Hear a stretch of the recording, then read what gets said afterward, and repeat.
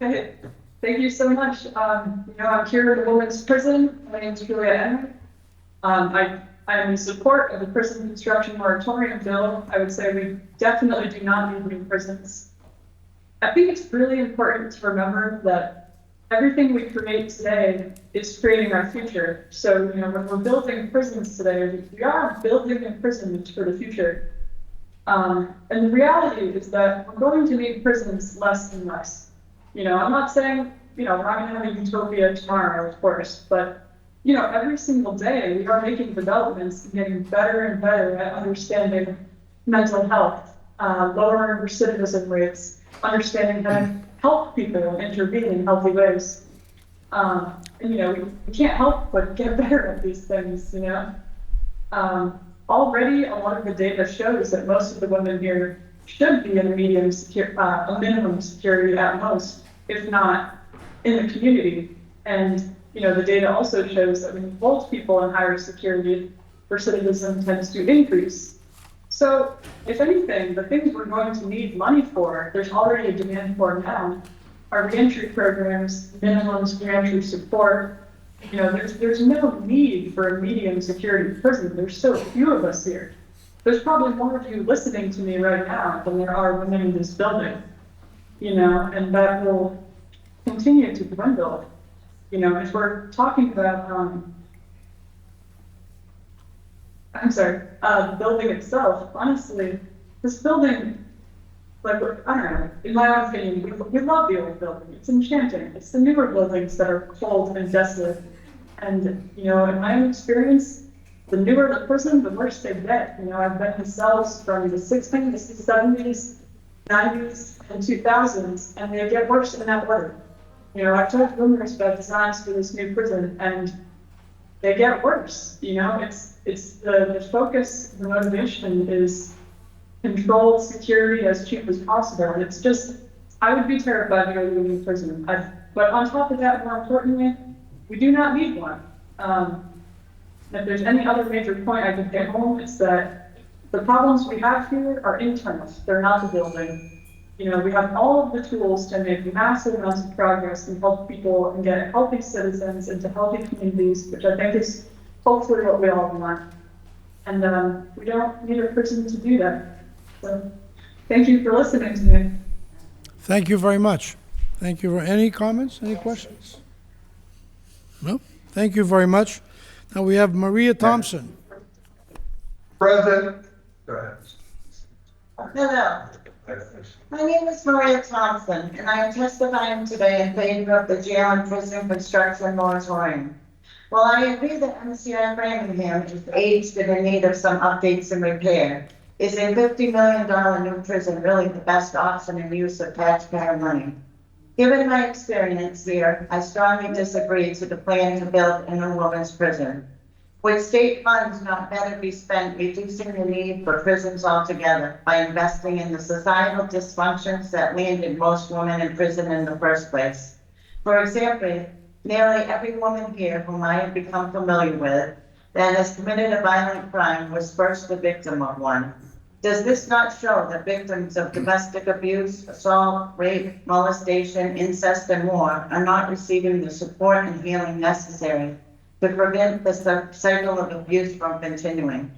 In my own case, if I had received support for the mountain of stressors afflicting me in the months leading up to my crime, I would not have reacted in the manner I did.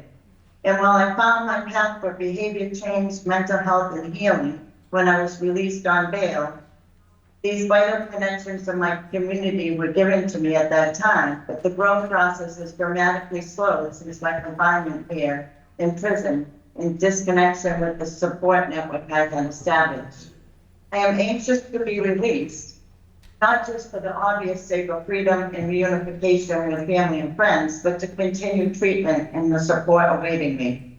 Though I am not dismissing the need of various forms of incarceration, the answer to all criminal behavior should not be a blanket, law-corrupt model to follow. We should also be questioning what factors motivated the crime and who it is that is really reaping the benefits of a prison system in the first place. What I have witnessed over my lifetime is a lot of politicians touting misinformation and outright falsehoods leading to fear in communities of different criminal offenders, and many more who are employed or otherwise making money on an industry founded on the perpetuation of crime. $50 million is a lot of money to allocate to a punitive system slow in producing real reform. Would not an investment of anywhere near that amount in community health, wellness, drug and alcohol support decrease the need for such a prison to begin with? The prison ideology and the societal barriers it creates is old school thinking that lacks the principles and foundations that work. Instead, offender reunification in the community and connection to support networks in which one lives is where the focus should be, while utilizing GPS technologies of today. Investing in these alternatives will help combat the mitigating factors that drive most crime, reducing numbers of innocent victims statewide. Is this not what the ultimate goal is, to make our streets safer? I thank you for allowing me the opportunity to share today, and I encourage the committee to report the prison moratorium out of committee favorably and to pass it as soon as possible. Thank you. Thank you very much for your testimony, Maria. Thank you. We have now Kirsten Smith. Hey everyone, my name is Kirsten Smith. I'm currently incarcerated here at MCI-Framingham. I'm here today to testify in favor of the jail and prison construction moratorium. There are currently only about 225 women incarcerated here at Framingham. This number remains relatively stable and is unlikely to substantially increase anytime soon. In fact, in my experience, if it were not for untreated mental illness and drug and alcohol abuse, Framingham today would be nearly empty. Most of the women here were victims of violence and abuse long before committing any crime. Many, like myself, asked for help and received none. Others were so broken that they didn't realize that they needed help until it was too late and they ended up here. Society has failed to protect many of the women here since childhood and continues to fail them now. It's not the prison itself that needs to be rebuilt. It's the system that's broken, and that should be the focus. A new prison will do nothing to help the women here heal and become contributing members of society. A new prison would do nothing to prepare women for release or help them to find legal employment, which actually offers a living wage. A new prison wouldn't help women reunite with their children or give them the support and tools necessary to raise those children. A new prison would not help women get or remain clean and sober. A new system, however, would recognize the unique needs of incarcerated women and stop assuming that the current system, designed by men for incarcerating men, would be that would meet the needs of women. A new system would address the mental health needs of each incarcerated woman. A new system would offer programming to rehabilitate and prepare women to re-enter society and give them the tools necessary to succeed in society. A new system would have qualified individuals who at the very least are familiar with the subject matter for facilitating this programming. A new system would focus on recovery from drug and alcohol abuse, not on substituting with methadone or Suboxone indefinitely. I could go on and on, but we'll end with encouraging the State Administration and Regulatory Oversight Committee to report the prison moratorium out of committee favorably and pass this bill as soon as possible. Thank you very much for your time. Thank you, Patricia. We have now Patricia Olson. Good afternoon, and thank you for allowing me to speak on this today. I'm here to speak on behalf of the Prison Construction Moratorium, S.2114 and H.3422. Before spending $50 million on new prison, we need to look at the needs of the incarcerated and look at alternatives. You wouldn't buy a house for your family without considering what your family needs are. Why build a $50 million prison without talking to those who would be living and working there? The focus should be on programs and rehabilitation that prepare us for life on the outside. Currently here at Framingham, the only trades we have are culinary arts, cosmetology, and sewing and industries. This is the 21st century. Women can do more than their hair, quilt, and sew. One of the problems that we have nationwide and here at Framingham is addiction. When I first got here 20 years ago, we had CRA and WRA, which are pertaining to people that have addiction problems. We no longer have that. There are a few programs that the girls are allowed to do during Spectrum, but they're not as aggressive and meaningful as the CRA and the WRA was. We also offer methadone here, which to me is just a legal way of getting high. I'd love to see the statistics to show that the methadone is actually working, because for 20 years, or ever since the program's been installed here, I've watched many girls get on the methadone, and what happens is they end up going out on the street, not wanting to go to the clinic, they end up getting high, but the problem is they don't understand that they can't handle what they used to and end up overdosing and possibly dying. I'm tired of seeing these young girls come in here so high that they can't even go to programs. They can't carry on the conversation, but because they're on methadone, this is the reason why. We need to focus on helping them with their addiction, not just putting a Band-Aid on it. The other problem that we have is with classification. In 2021, the South Middlesex closed. It held 125 people. And yes, our population was over 600 people. It was still allowed us to have people go to pre-release. Right now, Bill Ricka, who has Middlesex County, holds 20 people. But as of last week, there was only 8 people there. My question is, why aren't there more people here being allowed to go to pre-release? The population would be substantially smaller if the classification process was actually followed. We need to have more trades in education. We need to have more programs for addiction, for healthy relationships, and domestic violence. We need housing for the aging population. The alternatives for the $50 million facility, I've put a lot of thought in. And one thing that I've thought would somewhat be maybe acceptable is we, in the state of Massachusetts, has had a couple of nursing homes that have closed. Why can't the state take one of those nursing homes and make it into a pre-release, or make it into a drug rehab program for these people that need to help with their addiction? We could also, or you could also offer the electronic bracelet program. It would save the state money, and it would save us from having to build a large prison. The only problem with the bracelet program right now is that you have to actually be in pre-release to get a bracelet. But we can't get to pre-release because there's not enough beds available. Another alternative is to pass the bills that we've all been fighting for, like Any Life Without Parole, the elderly parole, and the second chance bill. The nursing homes have the dining, they have the rooms, they have the dining halls, they have a medical setup, and it would save, again, building a new prison. In closing, I ask that you wait before building a new facility. Do the research and find out what is needed and how the prison population can be minimized. You may find that you don't need a new prison, and the money could be spent on reducing recidivism and helping with addiction. Thank you for allowing me to speak on this important topic, and have a wonderful day. Thank you very much for your testimony. We have Robin Casali. Thank you.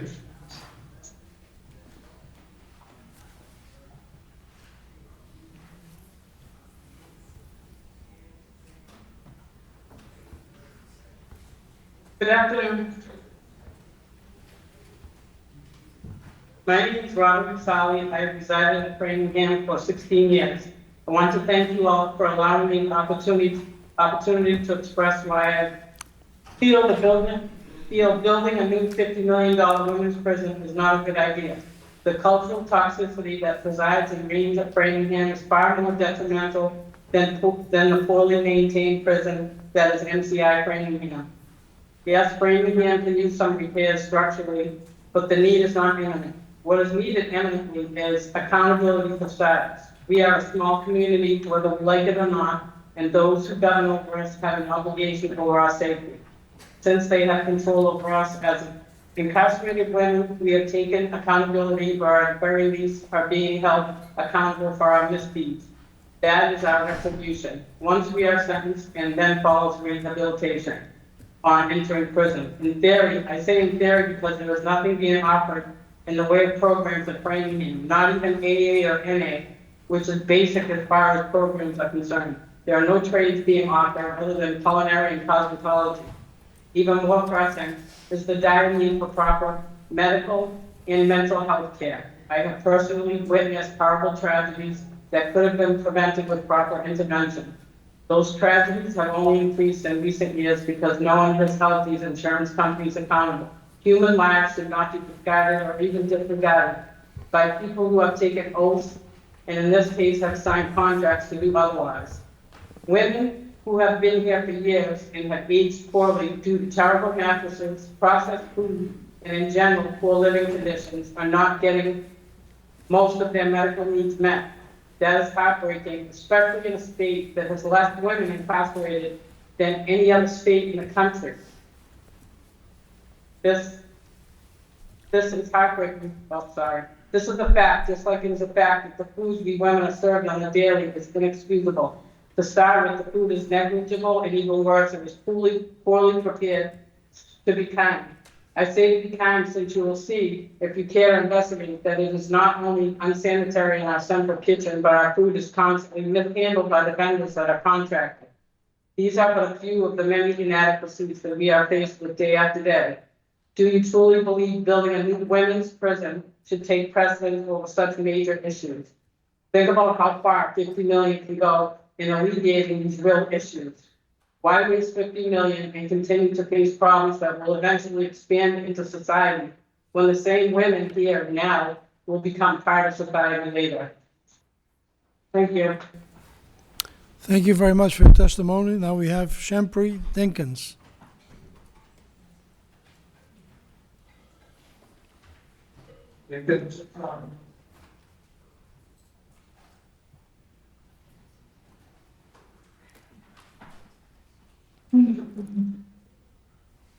Hi, good afternoon, everyone.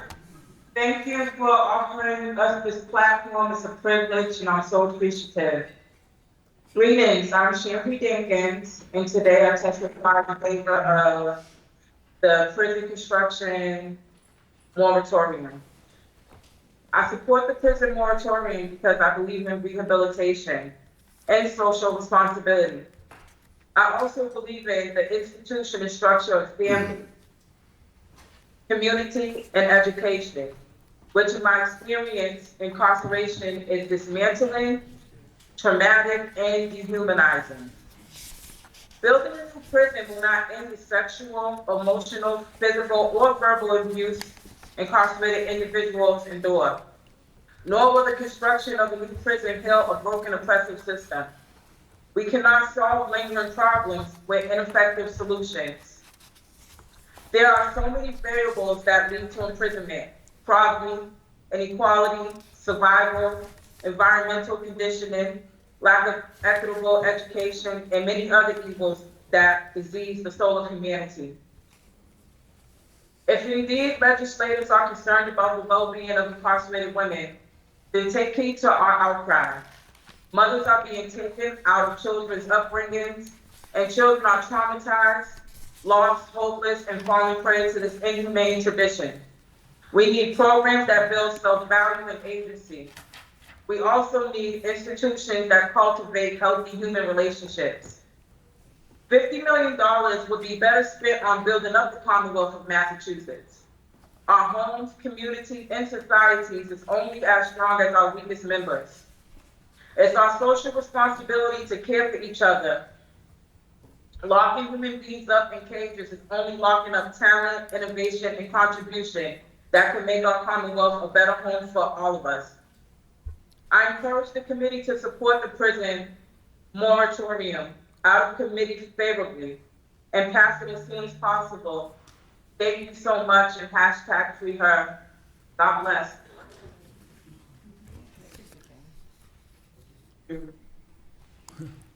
Thank you for your testimony, but I don't know what's going on with the camera there. We can't seem to see the person. That's better, probably. We have now Melissa Cottle. Yes.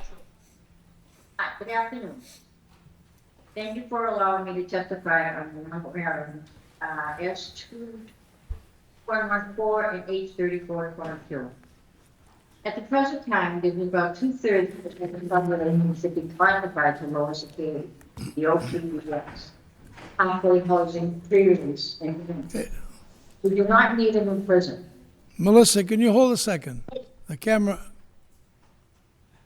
Okay, something's going on with the camera there. All right, that's better. That's good. Go ahead, Melissa. Go ahead. No? Okay. I got lost. The problem is not this institution, it's the administration. The living arrangements aren't bad in Framingham. The superintendent, Darwin, has done a good job as far as repairing things and get things livable. The need is for better programming, more medical and better structure. Constantly, the prison is kept well by the superintendent, okay? Years ago, there was Lancaster pre-release, Harder House pre-release, Middlesex pre-release, and two other ones in Boston. We have no places to send these girls. And the programming they're getting here is not structured enough for them to return back to society. They have all closed these programs, and they have a lot to do for the women. Here, there used to be a lot of programming within the system here. When we had 850 women here, they were moving through the system much faster. The programming is needed for the women. The women have little opportunity for re-entering the program system. There isn't enough here, and worse going on for security. It takes women far longer to move through the system. Years ago, there were all kinds of programming here, and how it's limited here and even more limited outside. The money should be utilized for halfway housing, pre-release, and minimum facilities where they can get the proper programming. Take some of that money to fix the Middlesex pre-release. That holds 200 women. A lot of the women here were abused, drug-related, abused, and domestic violence. Jail time is not dealing with these women in that need. These programs are needed outside. A portion of that $50 million could be needed to help the women. That is the key to women processing back into society. Sitting in Framingham is not the answer. Thank you for allowing me to testify about this. Thank you very much, Melissa. Thank you. Yeah.